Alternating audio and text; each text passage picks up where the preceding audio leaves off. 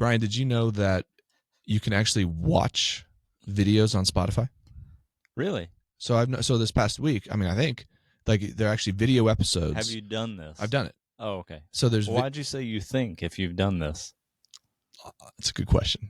It just speaks to my lack of confidence in all things podcasts. But no, so like if you just listen to like on Spotify, right? It's actually a video episode, so it pops up same way that you on YouTube. So if you're watching us on YouTube, you're watching us on Spotify. You're listening on Spotify. You're listening on YouTube.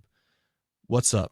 I don't know if it's been so long since we recorded. I don't know if I'm supposed to. Why are you looking over my head? Oh. If you're just listening, we still don't know we where didn't to even look. plan that. We pulled it off. Well done. Man, so it's you feel kind of busy right now, Brian. You got a lot going on. There's a lot happening. But you know what? You're doing a good job. Yeah. You got a new tattoo this week too. New tattoo. Can I lift my? Oh, I don't know. Suddenly, my mom doesn't. Now she knows. Oh no. Good job. Corey. Were you keeping that a secret? No. Okay. She's fine. That's cool. But yeah. So anyway, I'm a 41-year-old man. It's a big week for me. You turn 40. I turn 40 tomorrow. Happy birthday. But when you listen to this, it's probably like a month and a half old. So I'm already old. Did you know Brian is my inspiration and my wife in terms of I got suckered into doing an Ironman with We're Brian, doing it. That's not me, man. I do a lot of I played football, basketball, but I've never done any long swimming, running, or biking. So let's just do it all at once. All at once. Fighting the old manness. But sometimes it's just good to work hard, do something hard. But anyway, so Brian and I, we're probably just tired on top of everything else. And you know what's good? So sometimes. So good luck with this episode. Is that what you're saying? Well, I'm trying to make a tie here. Oh, okay. Because I think there's this temptation in the professional ministry world, but probably anywhere, that let's just go bigger and better. We're going to pour a lot of effort into these maybe programs or whatever to reach a lot of people, do big. We always think big. But you know what? Maybe in our own fatigue, our own lack of ability to do a lot because we got a lot on our plate, what if we just focus on the small that can multiply? You know what I'm talking about, Brian? Yeah, I do. Okay. So really, we've been cruising in 248's, just their research on disciple-making movements in urban contexts. And we've actually have episodes titled Focus on the Few to Reach the Many.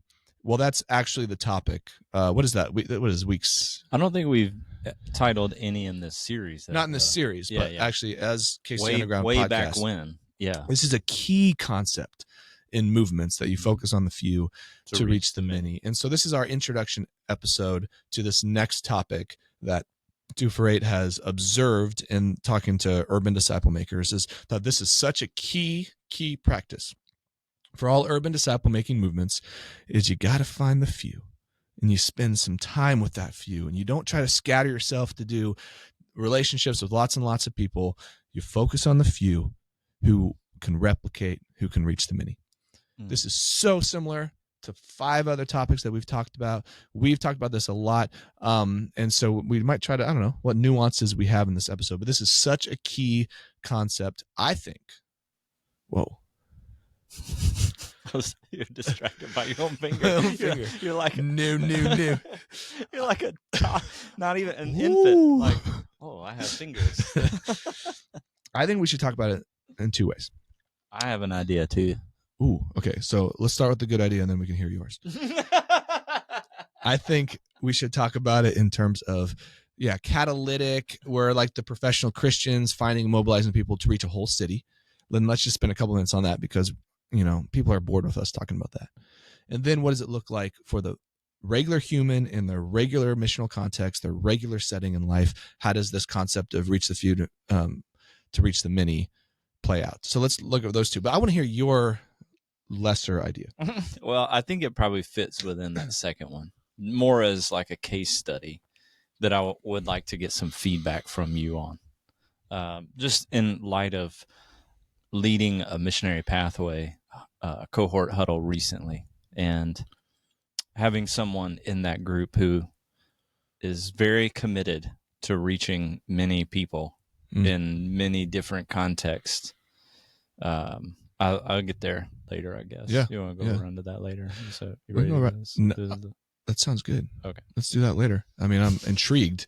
You kind of just dangle that out there, but I'm intrigued. Yeah. Well, it's important, I think, to start just with the context, the framework of why are we talking about this 248. If you recall, if you haven't downloaded this, if like this is your first time listening, go to 248.org, I think, spelled out, no numbers. Right. Download the resource of urban movements. And definitely we have talked about focus on the few to reach the many. This is like a principle. This is one of the first principles I think you would have taught me in light of disciple making movements, how we think about it in the West because of how we've seen it in global context. But 248 is also framing this in light of urban movements. So maybe let's just like that may not have been something that we've done necessarily in the past to go like, let's take a couple minutes and go in light of urban movements. Why is it important to think this way? Yeah. Yeah. I mean, yeah, I think we have touched on it some, but like, yeah, it's probably overwhelming. I mean, we always start at this point of we want to reach a whole area. We want to reach a whole city. We call it gospel saturation, or just think of it in terms of, multiplication for a whole city. It's overwhelming. If you really stop and think like our ministry calling is to reach all of Kansas City, it's overwhelming. Like, so just even on a very strategic level, like we can try to build a lot of really big things, or we can try to build small things that are agile. But in terms of like an urban context, maybe differing from a rural context, is just the vast, just the complexity of so many different people groups and so many different areas and so many nuanced ways that it's just like, man, and then people moving in and out. We've talked about these concepts a lot on this series, is that like our minds can't even fathom. Like we can't even wrap our minds around solid strategies sometimes to reach outside of just, I got to focus on the few who can reach the many. I just got to do the simple things that can replicate. And so maybe even more so than a rural context, because of the complexity of an urban context, you're forced to think this way. And so that's the first thing that pops in my mind in terms of an urban context. Yeah, maybe the only thing. Yeah. I mean, the urban whatever. It's complex. Yeah. The urban setting is complex. While you were talking about the complexities of that, I was thinking about this recent video we made of Leah. Yeah. If you haven't seen it, I think you can jump on the YouTube and find it somewhere. Okay. So we've released that'll be a publicly. I think it will be on our channel by then. By the Cool. time this episode drops. Cool. So this is Leah is connecting with primarily Hispanic immigrants and helping navigate some of the complexities of I don't know, all of the immigration stuff, but down to the granular stuff of making doctor's appointments for people that are struggling with our language or how to do that in this culture or in this city and don't have access to reading and writing. Like she's translating. It's just a beautiful story of an ordinary person stepping into, these are my people. Yeah. This is where I've been called. I'm doing this work. So while you're talking about the complexities of the urban environment, thinking about the underground that wants to reach the whole thing, there are hundreds of broken places, places where it just doesn't work well. And we can't create an organization from the beginning that is like, okay, we're going to address all of these things. Right. We're going to hit every single one of them. Yep. Uh-oh. To decline that call. That'll be recorded now. That's good. Shout out. I had a call. That's never happened. That's never once happened. Yeah. That was new. Oh. Anyway, back to it. Totally threw you off. Keep going. So there's, it's like, how do we find the Leahs that are all going like, well, this is my specific thing. So I'm going after this one specific thing. Yeah. And she's reaching her context. And then there's the Casey's. It's reaching his context. And so everybody's going after their specific thing. If we find the few that reach their pockets over and over and over again, then they'll slowly build a larger network that is reaching all of those things. But like, we can't start with the mindset that we're going to do all of this stuff. Yeah. I don't speak Spanish. So Mm-mm. I can't like actually engage that context and do that work anyway. Mm-hmm. Yeah. Or you just do a lot of like pantomime, just I know, like, and the screen is so big, so I'm like trying to get my hands like in here. yeah, no, totally. No. If you're just listening, some of this doesn't make any sense. Yeah, dude, I remember sitting down with some friends who do movement things, and most of our strategies in life is we're going to find a small handful of people and we're going to pour a lot into them and they're going to multiply. Well, in one sense, that is the topic of today, focus on the few to reach the many. What Underground has tried to do, we're like, what if we can set up systems and enough relationships so we have enough people investing in the little at the same time?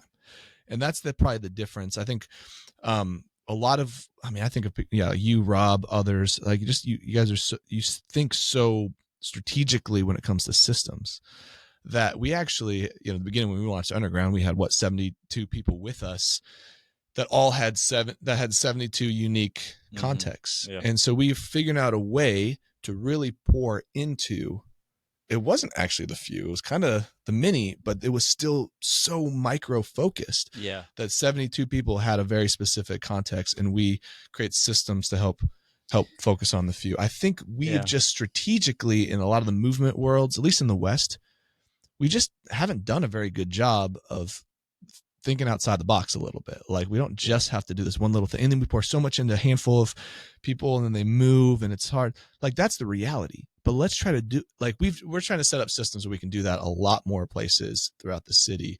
But man, you're just new and you're by yourself, or you have a small team, you just do what you do. You got to focus on the few. But I think that's probably something unique that we've been trying to do from day one. Well, and you said like we had quote unquote the many, but it's like, still 72 in light of 2.1 million, right. 2.4 million people. It's like and that number has grown, but it's still just a microcosm. That's true. Like yesterday, I went downtown to do this tattoo, and I got a new tattoo. Do you have a new tattoo? Yeah. Okay. And I was downtown early, and so I've told you this before. Like I just drove around, found some new neighborhoods, and I was like, this exists. Yeah. This is here in our city, and I've never been here before. Yeah. I just go get lost, and then I have to pull up MapQuest. Right. So MapQuest? And then MapQuest is like, Google Maps. Caution, it's 1999. MapQuest. If you didn't know, Brian is in his 40s. Right. Anyway, the point is, it was like I thought to myself yesterday, I was like, I've never been here before. I wonder if we have any missionaries down here. So you pulled up askjeeves.com. You can Bing it. Bing. And it's just cool to think about. It's humbling to think about, like, we need a missionary on this street. Yeah. We need a micro church in this network over here. Mm-hmm. It's also, like you said, daunting. But again, it's not, if we have this posture of like, it's not our job. Like as we're calling people to find the few to reach the many, as we do this work of equipping people, it's still not our job to hold the weight of it. Yeah. Like, Jesus has got that. Yeah. He's okay. Mm-hmm. So like, I used to feel a lot more weight when I do that. Like, oh gosh, we're not doing enough. And now I'm like, oh, Lord, bring someone. That would be great. Mm-hmm. Like, we're here for it. We want to celebrate it when it happens. Yeah. And to take that posture of like, we need a missionary over here. We don't need thousands in this neighborhood. Mm-hmm. Ultimately, we hope there are thousands of disciple makers, but like, Lord, send someone. Yeah. Okay. So maybe to sum up that, we're still kind of talking big picture, from your perspective. How do you hold that tension? You're kind of talking about it right now, so maybe we have no new things to say with it, but we hold that those two things to be simultaneously true, is that we start with the posture of we're going to reach everyone everywhere, and we're going to set ourselves up to do that. I think that's so critical. At the same time, we're focusing on the few. Like that kingdom principle is really at the heart of movement. Like how do you wrestle with that tension, like big picture wise, and then we'll zoom in for the normal human. A phrase came to mind. It's not a phrase. It's not fully formed because I'm trying to figure out what the second word would be. But I would say one is motivation and one is action strategy. Totally. How it plays out on the ground. And I should not confuse my motivation with how I go about doing the work, which I would say I did for a long time. That's good. Yeah, I hear it. The motivation of like, we have to reach a whole city. And suddenly I'm like, if I'm not doing that, I feel some like, I'm crumbling under the, if you're watching this, you can see it. So slowly shrinking. Yeah, just like, we got to reach a whole city and we're not big enough yet. We're not doing enough. And over the last couple of years specifically, understanding how to detangle the emotion or the motivation. Maybe it's like motivation and responsibility. Like one is like, yes, I'm motivated towards gospel saturation because, not because of something I made up, but because biblically I believe Jesus wants to see the kingdom come on earth as in heaven. Yeah. I think he wants to see all of the city look like it's made whole, like flourishing in every possible way. I'm motivated by that. I want to see that too. But my responsibility is only what I can do, which is not reach a whole city. Man, that's really good. My responsibility is find the few that can reach. I don't even know if it's find the few to reach the many. Sorry, 248, but it's like find the few that reach their few, that reach their few, that reach their few. Yeah. Yeah. No, actually, I've been like reading through the explanation and the interviews that they had. That we say reach the many, but you're right. Most of the time, it's find the few who, they'll just replicate, like be willing to replicate it eventually. Be willing to be immediately obedient to Jesus. But like you're right, like the examples they give are mostly even just like, all right, I'm reaching these 3 people, and these people each have 2 or 3 of their own people. Every once in a while, you're going to find like that super spreader, right? I mean, that we have some of those in Kansas City. Like we find that super spreader, and there's all this influence and all these relationships, and it's like that's the nuance I want to get after. Yeah, so that's pretty cool. I think just to touch on and finish what you were saying, or kind of your answer to my question before, is I do think if you're a leader in terms of like a ministry leader, you have you're thinking about mobilizing a church or a group of people to live into movement concepts and disciple making and micro churches. You want to start with, we're going to reach a city, because that will structurally determine a lot of what you're going to do. Like you've got to have it so it's like, all right, what are lightweight structures? How we support leaders? We can't just think this one program. We got to think about how we can replicate and multiply in all these different settings. So that's really going to help you on a strategic level. It's also going to help you. The thing we talk about a lot is prayer. It's going to bring you to your knees in a sort of desperation, because it's such a grand vision. We always we think about the 11 disciples that are hearing Jesus give the Great Commission, and you're just like, what? Like, are you serious? Like, there's 11 of us, and you said reach everywhere, everyone. Yeah. So that's that same feel. You reach in a city of 2.4 million, like we are, and we say different numbers. 2.4 million 2.4 is more accurate nowadays. That we're saying we have got to start there. We got to structurally set ourselves up to multiply, and it's lightweight, and we got to pray a ton. I'm everyday Susie. I see what you did there. Yeah, right. My wife is named Suze, which you will hear.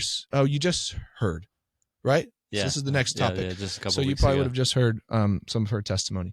But let's say I'm everyday Susie. I'm on the ground. I don't need to think about reaching my whole city. Suze. I know. Well, her name is Suze, but I'm this fictional person named Susie. Okay, I'm everyday Johnny. All right. John. I feel better about this. Yeah, that's good. Less potential, minds that I'm going to step in this conversation. All right, so I am everyday Johnny, and I just have my place. I go to my gym. I have got a bunch of relationships. I was talking to my friend John. Everyday Johnny. So John, if you're hearing this, and he was telling me about, he spends a ton of time. So he's a single guy about my age. He spends a ton of time at a local hookah lounge. And he says there's like this very specific kind of like ecosystem of relationships that happen and why people are here. But there's like, even within the hookah lounge, there's groups of people. There's little pockets. So it's this relational setting, missional context, and in that there's nuanced missional context. And so I'm just talking like, dude, you're about to have some hookah churches, and he's describing to me these different pockets. So I'm everyday Johnny. Like, I'm not thinking I'm going to reach the whole city. I'm thinking hookah lounge. I'm thinking of these people. What does it mean to find the few who can reach others in the hookah lounge, right? So if you're a normal person, you're not thinking structurally reach a whole city. You're just thinking your context. How does this apply? How does reaching the few to reach the many apply in a very specific context like Johnny in a hookah lounge? Are you asking me now? Yeah, I'm throwing it out there. I'm pausing to drink water. But is there? I mean, we've talked about this so many times. But is there anything specific that jumps to your mind about that? If not, man, I was trying to set up for this next thing. So it's the worst. I'm sorry. This is an example of Brian not listening to me when I talk. Well, I was listening. So how do you support him? Is that what you're saying? No, we're just. Well, okay. Sorry. Maybe just the general point that I'm making is that it's also applicable for the everyday person. Yes. 100%. Is that we don't have to think about reaching everyone in my neighborhood right now. This is embarrassing. I don't need to reach everyone in the hookah lounge right now. I need to find those who are spiritually interested and begin to pour into those that are, and it'll grow. And you find that not everyone. Here's the thing that maybe this is the truth of disciple making that's multiplicative. Not everyone is going to multiply. Nope. Maybe most aren't, or at least not immediately. But there are some that will. Pour into those. Not everybody's going to multiply, or not everybody's going to reproduce. Yeah. Agreed. But also there's a nuance in that where it's like, I want to be careful not to have some expectation that reproduction has to look the same for everyone. That's true too. Like the number of multiplication kind of just has that mindset of it's a whole bunch, and then suddenly that's better than I was. Personality, place of life, season, whatever. There's two people I'm really giving myself away to, but if I do that well, the reproduction is there, which kind of takes me back to the comment you made about the super spreader. Some of them will be that, which I really am sorry. I was trying to set this up and okay, I'll let it go. Okay. You blew it. Thinking about ordinary people blew it and what they do. And they don't have to reach the whole thing. Right. In fact, it's better. I think this is what I wanted to get into to get some feedback on it. It's better if they don't, I think. But then you brought up the super spreader, and it's some people are that. And I was curious if there's not maybe a nuance of catalyzer versus disciple maker when you start thinking about super spreader. Yeah. That a catalyzer can be a disciple maker that is reproducing finding the few among the many, but a catalyzer or a disciple maker doesn't have to be a catalyzer. Yeah. That some people are just really good at lighting fires in all these places and getting stuff started, but we don't all have to fit in that kind of mold, but we can all be focused on our 2 or 3. Yeah. No, that's really good. It takes the pressure off of people to do too much. Just join God where he's got you. It does, but it also actually helps me reframe this person that I was going to pull up, even though I think this person is trying to be a catalyzer when they should probably be a disciple maker. Because I think you can be a catalyzer also and not be a disciple maker. Yeah. And feel like you're doing this amazing, beautiful work that's about this deep. Totally. Yeah. Totally. Which may be in some ways just really dangerous. Because I think it's still bringing in some of the old paradigm of conversion, helping, doing something. But anyway, leading this, we'll just call it a cohort that happens to last 7 weeks. And I always give people this talk at the beginning of half of you at least are over talkers and you need to edit yourself and be quiet. And half of you are under talkers and you probably have really brilliant things to say and we need to hear from you. And what am I? I don't know. Okay. Continue on. I let people self-identify. I try not to say it. This person is clearly an over talker and refused to take the advice. Totally. So we're going through this and every time this person talked, it was just this like, here's all the things I'm doing. Here's why I'm doing what I'm doing. Here's all the things. Feel all the things. This is amazing stuff. I'm doing all these things. Yeah. And then like 3 weeks in, I get this really long text that was a little bit of like, here's why I'm not showing up anymore. Because I didn't like your technology, essentially. And you have no idea, but my time is spent with people. I don't have time for technology. I have found I'm doing very similar to what you're teaching. There's too many people that need my help. I can sit here and talk about it, or I can just go do it. Yeah. But like when I read that, I was like, well, that's a really long text. It was, I have more context behind this text though. Yeah. Right. So if like you just heard that, it's like, yeah, totally. Like, let's not just sit and talk about it. Like, let's go find the issue is for this person. There was a ton of different contexts they were existing in, and it was like just helping. And I've had this sort of conviction of, but are you disciple making? Is it the 3.5 years of Jesus with these 12 guys going like, we barely scratched the surface of the time that he spent with them. And we've got some beautiful stories of how he encouraged them, how he challenged them, how he equipped them. But it's just like, it seems to be 12 guys and they reach their people. And I don't know, just the super spreader, catalyzer versus disciple maker seemed to be something to bring into this, like find a few to reach the many, where it's good. Like, we can't have the weight of like trying to do it all. And if we really want to find the few that will reach the many, we also have to help the few. Like, we have to give them our lives. Yeah. Caden asked me recently, intern Caden. He's not actually an intern, but we call him intern Caden because he sat in the corner here for a couple podcasts. Where is he? Should get him back. He's got a real job. Caden's awesome. He asked me, I mean, it's like, he just can't be here at 9 o'clock or 10 o'clock on Thursdays, right? Brother's got to work, you know?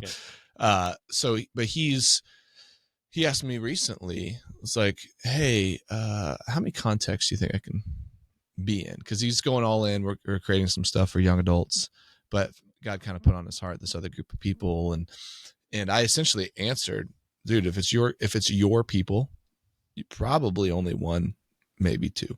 Like, you've got to focus. If you're like I always say the incarnational missionary, as in, this is my people, I have a reason to exist here. I can only do that well one, maybe two places. Like, I think that's you say that kind of stuff a lot, because I got it from Rob. Yeah, and it's just true. It's just our own time. I was like, but if you're more of a catalytic role and you're an outsider and you can come alongside one or two other people, give them your time, and give them a lot of time, but not give them your lifetime like we do on the ground, then you can catalyze a handful of things around the same time. But you do have a very specific role, and I'm not this and I can't be this because I have to find the insider. And so that is 100% just true on the ground for any of us. And I do think there's actually a lot of just normal, ordinary followers of Jesus that find themselves in a handful of pockets, but their primary pocket is their incarnational, this is me, I'm living in this, but I might be able to help this other person doing this thing. Like, that is still reach the few to reach the many. But you mentioned something that kind of goes along with it, where like Jesus spent his time with his disciples and they were just kind of reaching their people. But ironically, the disciples were the sent one who really were catalysts, that went to these places.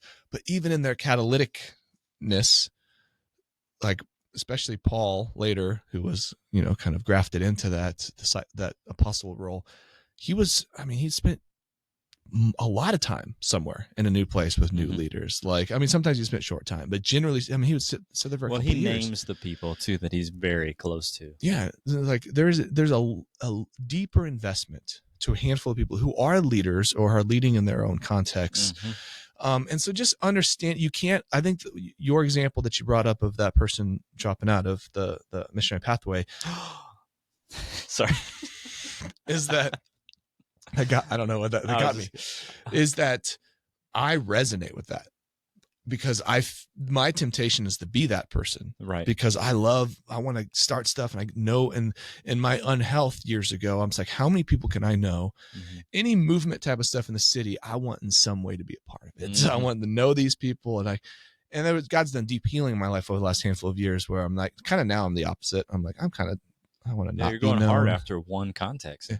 Yeah, and I still have a lot of these residual relationships, so I end up mentoring on the side a lot of things. But my focus is I'm going to be here for a couple of years at least, and really drill in and do this thing.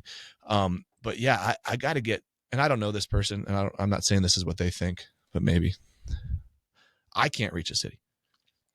Only God can reach a city. I can't reach a city. Only God's people, multiple people can reach a city. I've got my role. Even if I am like hardcore catalyst, I'm someone, I have high capacity, I can do all these things. If I'm that involved in that many contexts, I'm probably not healthy. Yeah. I'm probably not creating healthy disciples. Yeah. What I'm modeling to people is unhealthy. I've got a handful of people I've done ministry with alongside who I would put in that category of like, you probably just need, your spiritual discipline should probably just like, don't do anything for a couple of days, a week. Bro, I feel like I know we're 200 something episodes in now. And it'd be not that we should just download all the episodes and drop them into ChatGPT or something and be like, ask ChatGPT to go, hey, analyze these episodes and tell us what's the biggest change over the last 200 something episodes. I think ChatGPT would be like, in the beginning, you used to guilt people to do a lot of it.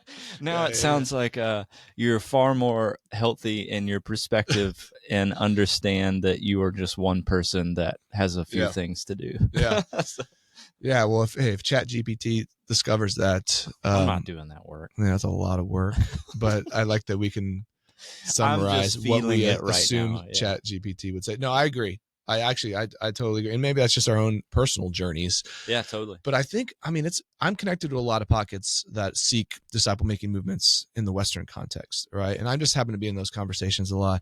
I actually think that's a trend that a ton of these groups, and there's some of these groups that are way more like hyper, like evangelism all the time. Like, go, go, go, go, go. Like there's a lot of these pockets I'm connected with, and they're leaning into concepts of health, spiritual health, discipline, slow down.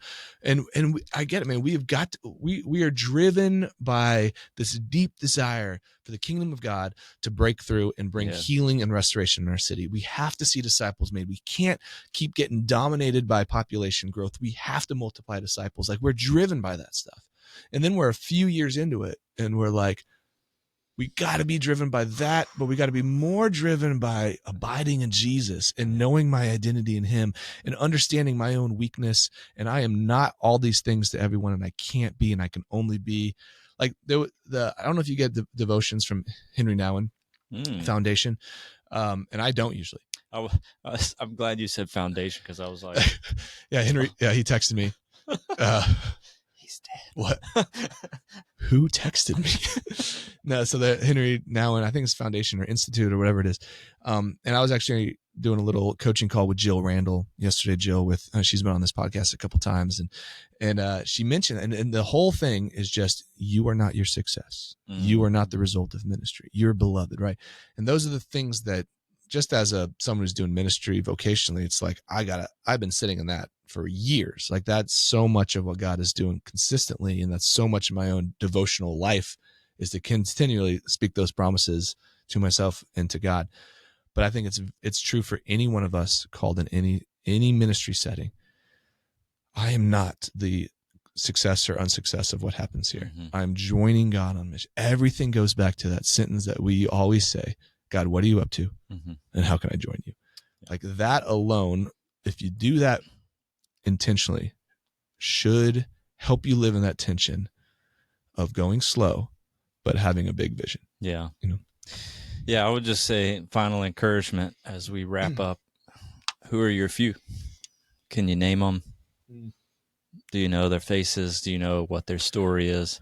And it's not, just like excise the word many from find the few to reach. Just find the few Mm-hmm. and give them your life and let the many sort itself out.